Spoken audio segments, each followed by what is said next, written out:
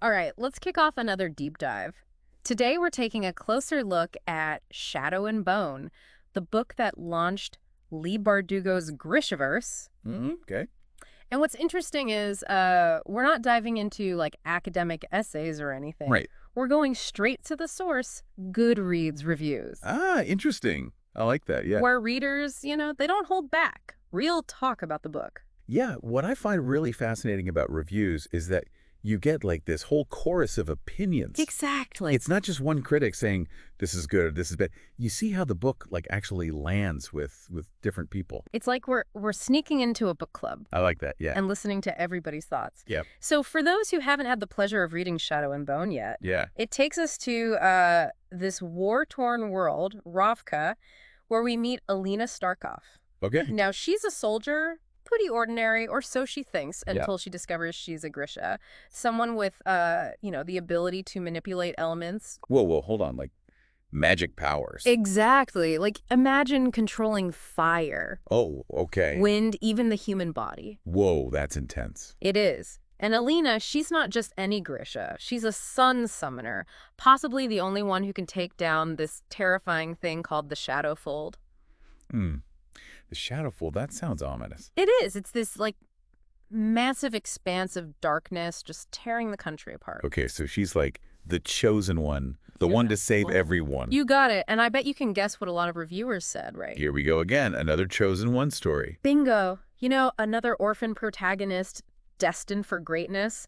But here's the thing. Yeah. Even the reviewers who found the plot, maybe a bit predictable, Right. they still couldn't put the book down. Bardugo's writing, it just pulls you in. Yeah, her writing style is something a lot of people praise, actually. Oh, absolutely. People often describe it as like lyrical, fast-paced. It keeps you on the edge of your seat. It really does. And she doesn't shy away from classic YA tropes either. Oh, like what? Oh, the love triangle. Okay, yeah, that's a classic. But even those, she kind of elevates them. Oh, how so? Like reviewer Y, they pointed out how the way Bardugo reveals Alina's powers, Okay. it keeps you guessing. You don't know the full extent of her abilities right away. Uh-huh, so it builds the suspense. Exactly.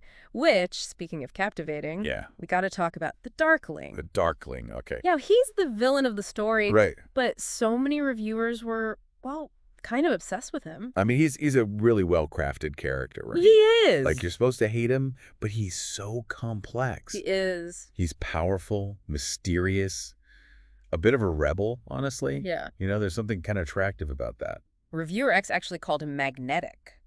Oh, yeah, I get that. And it's like that whole trend, right, where these flawed, powerful characters, Oh, right. they just draw us in. Yeah, like deep down, maybe we wish we could be that bold, break the rules. Maybe, but the book doesn't shy away from how dangerous those figures can be either. Right, and the whole debate about his relationship with Alina, that really highlights Oh, yeah, that relationship, it's intense. It's definitely a roller coaster. Some reviewers, they were totally swooning, calling it a forbidden romance. Yeah.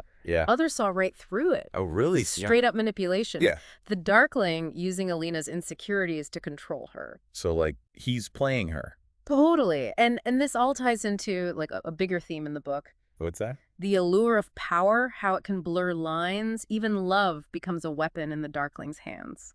That's a great point. It makes you think about those real-life figures who use their charm and power to get what they want. Exactly. Makes you wonder, did any reviewers think Bardugo, maybe romanticized the Darkling's darkness too much? That's a good question. I mean, was there any pushback against that whole bad boy allure? There were definitely some critiques. Yeah. Ah, okay. Interesting. Some reviewers felt, she maybe leaned a bit too heavily on that tortured soul trope. I see. Like it kind of excused some of his, more manipulative actions. Yeah, you can't just brush those aside. Exactly. It's not so simple. And it led to some really good discussions in the reviews. Oh, about what? How we depict villains, especially the ones who are supposed to be attractive. Right. It's not just entertainment. It's about how these portrayals actually influence our perceptions. Oh, that's a great point. It makes you think. Yeah. And speaking of things that spark debate, Okay.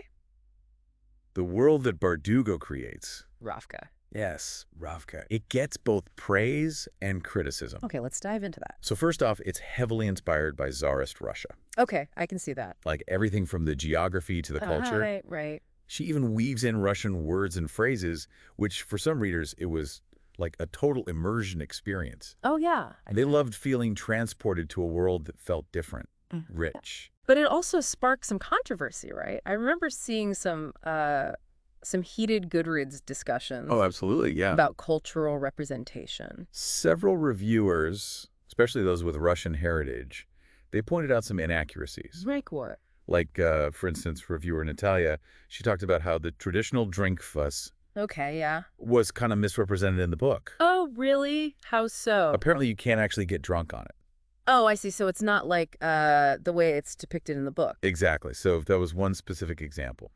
Make you realize how important research is, right? Oh, yeah, for sure. But beyond specific errors, Yeah. there was a bigger concern that reviewers raised. Okay, what was that?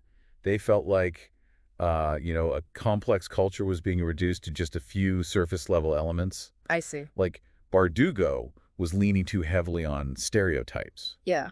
which, that can actually perpetuate harmful misconceptions. Right, right. So it's like you can be inspired by a culture, but you got to do it thoughtfully. You know what I mean? Exactly. It's a tricky balance. It is. It is. And it led to these important conversations about the author's responsibility. Oh, okay. About what? When they borrow from real-world cultures, Right. like how much research is enough? Mm-hmm.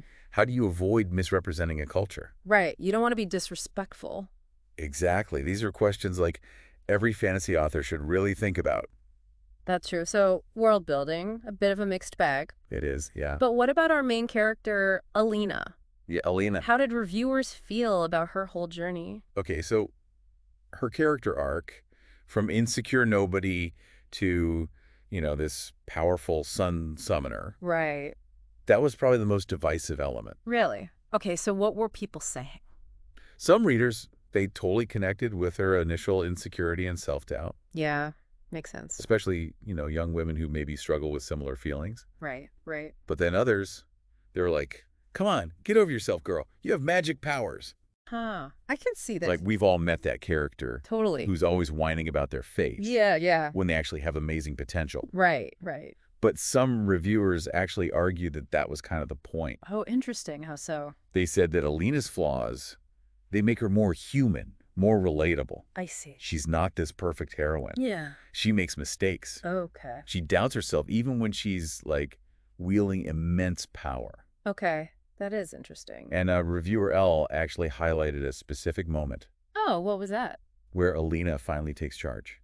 Okay. She defies the Darkling and really embraces her own agency. Oh, wow. So it's a turning point. Yeah, that was a big moment for a lot of readers. So it's not just about like becoming powerful. No. It's about her learning to own that power, Exactly. to make her own choices, even when they're difficult.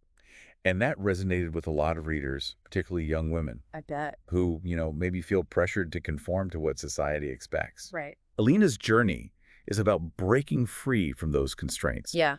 And forging her own path. It's a powerful message. It is, and it's something we can all relate to, right? Totally. Like we all have that inner sun summoner just waiting to be unleashed. Exactly. Now, before we move on, I'm curious about the overall impact of Shadow and Bone. Okay. It's not just a standalone book, right? Right.